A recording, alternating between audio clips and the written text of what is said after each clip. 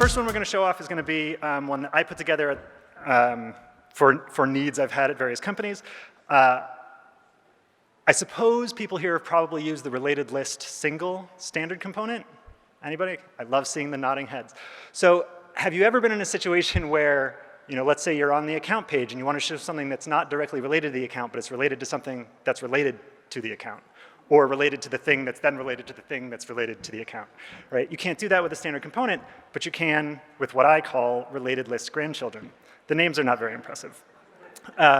So here we've got one of the standard like dev org accounts, edge communication, whatever. We've got a bunch of related objects. We can see these opportunities. Let's pick one, edge installation. In this imaginary org, we've got a custom object called locations, or deal locations. So we might install something with a customer in a certain city and state and whatever, and so there's going to be lots of those across all the opportunities across this one account. So here's an example of one, and if we were to go to a different opportunity in the list, we can see there's some locations. Here there's 2 of them. Great. So let's head over to the account and say, I really want these to be listed on the main page, and I don't want to build any flows to put that data up front. I just want to display it because I'm not trying to duplicate data. Because as a responsible developer and admin, we're not trying to duplicate data in places where it doesn't belong. So we'll go into here, switch over to our handy dandy related list grandchildren, and pop it in. So I have to know a few things, obviously. I didn't bring up the schema builder, but just to clarify, we've got accounts up top.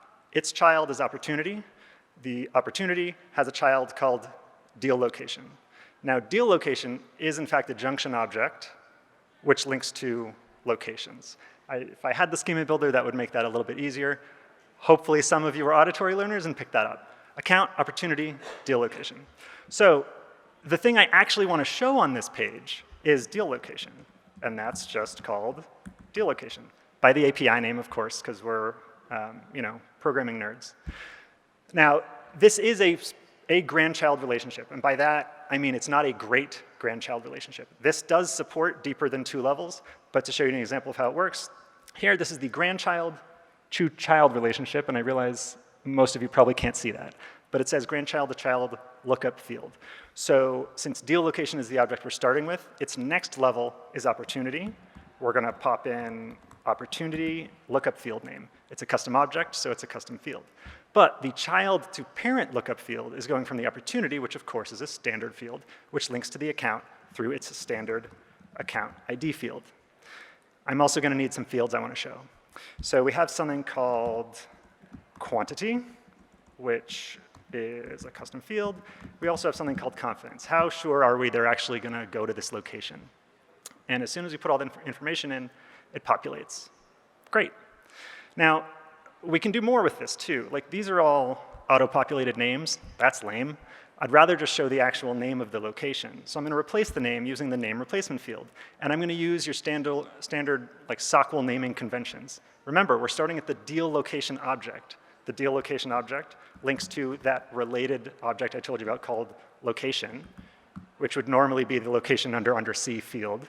But in SOQL land, we change that to R because it's a related object, and we want the name.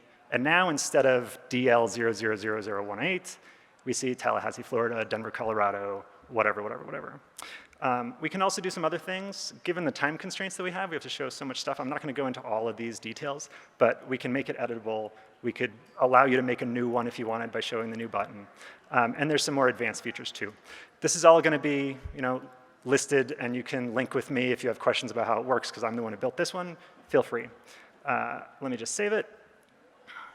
Oh, you didn't see me add a title, but I think that one speaks for itself. Did it actually save? Did anyone notice that it saved? It did. I think I already have this built. Let's go over to Edge Communication. And now we can see it shows them all. And then you can even click View All and see more. So that's it. Like I said, it's not incredibly amazing, but its simplicity and utility, I think, is pretty amazing. So next up is going to be Jordan from Firmworks, showing off what I think is called Firmworks Geo, right? All right, I'm going to unplug. I'll be back.